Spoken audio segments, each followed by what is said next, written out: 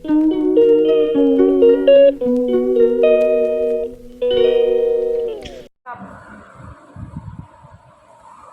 இல்லைன்னு டக்குன்னு சொல்லிடுவியோ? எப்படி இருக்குன்னு பார்ப்போம்.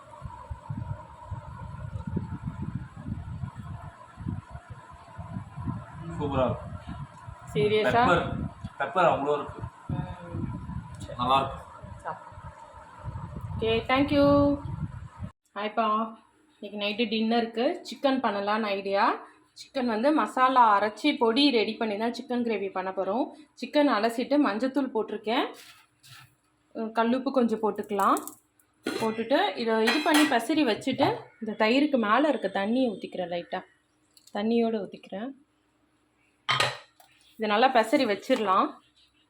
அதுக்கு முன்னாடி என்னென்ன எடுத்து வச்சிட சொல்லியிருக்கேன். வெறும் கடாய் வச்சுருக்கேன்.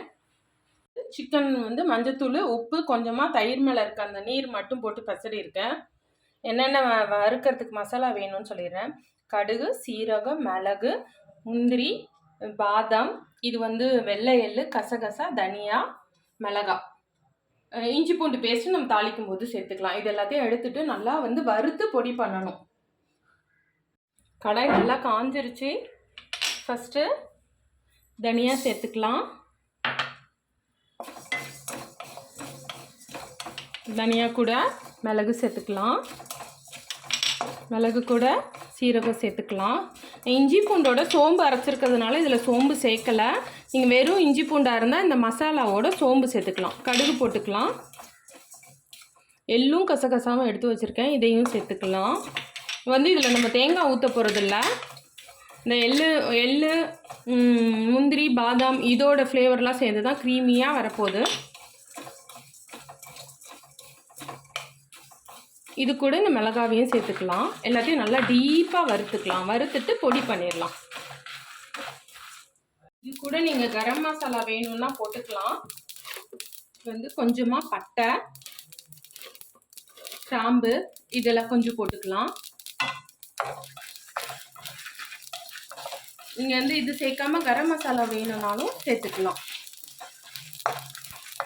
பட்டை, கிராம்பு, ஏலக்காய், அந்த அன்னாச்சிப்பூ, அந்த மாதிரி கரம் மசாலா இருக்கிற ஐட்டம் எல்லாத்துலேயும் கொஞ்சம் கொஞ்சம் சேர்த்துக்கோங்க.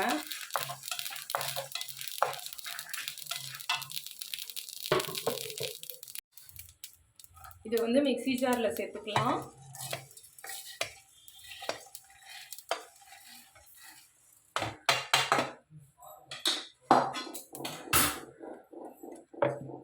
அரைச்சிடலாம். பொடி சூப்பராக வாசனையாக ரெடி ஆயிடுச்சு. இப்போ வந்து இந்த கடாய் வச்சுருக்கேன். வெங்காயம், இஞ்சி பூண்டு, தக்காளி தாளிச்சிட்டு நம்ம வந்து சிக்கனை போட்டு இந்த மசாலாவை போடுறது தான். இப்போ இதை நல்லா காஞ்சிருச்சு. எண்ணெய் தடவி வச்சுருக்கேன் நான். இந்த மசாலாவை பாத்திரம் மாற்றிட்டு இந்த ஜார்லேயே ஒரு வெங்காயம் ஒரு தக்காளி போடும்.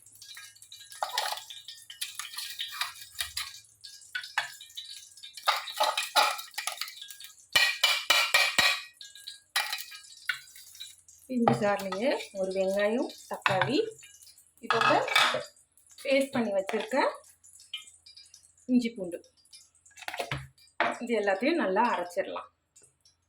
சூப்பராக பேஸ்ட் ஆயிடுச்சு. கருவேப்பிலை மட்டும் சேர்த்துட்டு தக்காளி வெங்காயம் அரைச்சோம் இல்லையா,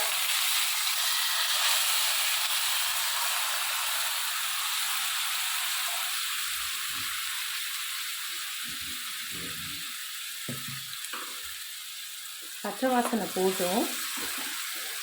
பச்சை வாசனை போக விட்டு சிக்கன் போட்டுட்டு சிக்கன் வெந்த உடனே நம்ம மசாலா போட்டுடலாம். ஓரளவு பச்சை வாசனை போயிடுச்சு. இந்த டைமில் அலசி வச்சுருக்கோம் இல்லையா சிக்கனை வந்து வச்சுருக்கோம். சேர்த்துட்டு மிக்ஸி ஜாரோட தண்ணியை இதில் ஊற்றிடலாம். ஆல்ரெடி சிக்கனில் வந்து நம்ம உப்பு சேர்த்துருக்கோம், அதனால் அப்புறம் பத்தலைன்னா நம்ம கூட ஆட் பண்ணிக்கலாம். இப்போ வந்து இதை மூடி வச்சு வேக வச்சிடலாம். இது வெந்து வர டைமில் தான் நம்ம அந்த அரைச்சோம் இல்லையா அந்த பொடியை சேர்க்கணும். இந்த சிக்கன் என்னாச்சுன்னு பார்க்கலாம். இந்த பழைய மூடி தான் இந்த பாத்திரத்துக்கு கரெக்டாக மேட்ச் ஆகுது, வேறு மூடி கிடைக்கல, தேடணும். இது வந்து ஓரளவு பாதி வேக்காடு வந்துருச்சு. இந்த டைமில் நம்ம அரைச்சி வச்சுருக்கோம் இல்லையா மசாலா, இதை வந்து சேர்த்துடலாம். கொஞ்சம் எடுத்து வச்சுருக்கேன், தேவைப்பட்டால் அப்புறம் சேர்த்துக்கலாம். நல்லா சிம்மில் வச்சு இது கட்டியாக இதுவாகட்டும். சூப்பராக இருக்கு பாருங்க மசாலா, ரொம்ப நல்லாயிருக்கும். ரைஸ்க்கு கூட போட்டு சாப்பிட்டுக்கலாம். தோசைக்கு இன்னும் செம்மையாக இருக்கும். இது கட்டியாக வச்சு பரோட்டாக்கெலாம் இன்னுமே நல்லாயிருக்கும். இது நல்லா ஓரளவு, அதாவது எண்ணெய் கக்கும்போது இது பண்ணிடலாம். சுருண்டு வரணும் இல்லை, ஏன்னா தோசைக்கு சாப்பிடணும் இல்லையா. எண்ணெய் கக்கும்போது நம்ம அடுப்பை நிறுத்திடலாம், சிம்மில் வச்சிடலாம். இப்போ சூப்பராக ரெடி ஆகிடுச்சு பாருங்கள். இந்த கிரேவியில் கண்டிப்பாக நெய் ஊற்றாதீங்க, தேங்காய் சேர்க்காதீங்க. அப்போ தான் அந்த டேஸ்ட் வந்து நல்லாயிருக்கும். நெய் ஊற்றி தேங்காய் சேர்த்திங்கன்னா குருமா மாதிரி ஆயிரும். இதில் அந்த தனியா வரத்தை அரைச்சோம் இல்லையா பொடி, அது எல்லாமே சேர்ந்து ஒரு நல்ல டேஸ்ட்டு கொடுக்கும், ஃப்ளேவர் கொடுக்கும், ரொம்ப நல்லாயிருக்கும். அதனால் இந்த மாதிரியே ட்ரை பண்ணுங்கள். நம்ம அதில் கசகசா, அந்த முந்திரி, பாதாம், எள்ளெல்லாம் போடுறதுனால அந்த கிரேவி வந்து தேங்காய் ஊற்றாமே நல்லா கட்டியாக க்ரீமியாகவும் வரும், நல்லாவும் இருக்கும் டேஸ்ட்டு. இது வந்து எல்லா மசாலாவும் சேர்றதுனால உங்களுக்கு வந்து ரொம்ப டேஸ்ட்டாக ஃப்ளேவர்ஃபுல்லாக இருக்கும். அவ்வளோதான். இப்போ இந்த டைமில் கொத்தமல்லி தூவி அடுப்பை நிறுத்தி மூடி வச்சிடலாம். தோசை சுட்டுற வேண்டியதான். சூப்பரான சிக்கன் கிரேவி ரெடி.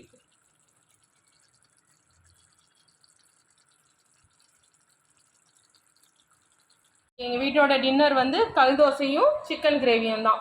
எப்படி இருக்குன்னு சொல்லு விமல். பெப்பர் சிக்கன் கிரேவிமா. சொல்லிட்டானா? பெப்பர் சிக்கன் கிரேவி சொல்லிட்டானா? கரெக்டா? கரெக்ட். உனக்கு வந்து சிக்கன் கிரேவி வச்சிருக்கேன், சாப்பிட்டுட்டு எப்படி இருக்குன்னு சொல்லு. என்னது? கல் தோசை ஊற்றுனேன், நீ இந்த தோசை வேணும்னு கேட்டுட்ட. எப்படி இருக்கு? தோசை தான் கொஞ்சம் ஏடாகூடமா இருக்கு, பட் இந்த தோசை எடுத்துக்கோ. இந்தா. ஓகே. எப்படி இருக்கு சாப்பிட்டுட்டு பெப்பரா? பார்க்கலாம். பெப்பர் மசாலா, அரைச்சி போட்ட மசாலா. ஓகே.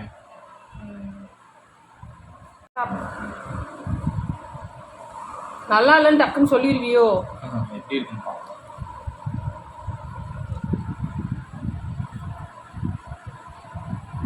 சூப்பரா இருக்கு. சீரியஸா? பெப்பர் அவ்வளோ இருக்கு, நல்லா இருக்கு. Okay, thank you. நீங்களும் இந்த மாதிரி செஞ்சு பாருங்கள், ரொம்ப நல்லாயிருக்கும். உங்களுக்கு இந்த வீடியோ பிடிச்சிருந்தா லைக் பண்ணுங்கள், ஷேர் பண்ணுங்கள், கமெண்ட் பண்ணுங்கள், சப்ஸ்கிரைப் பண்ணுங்கள். அடுத்த வீடியோவில் பார்க்கலாம். பாய்.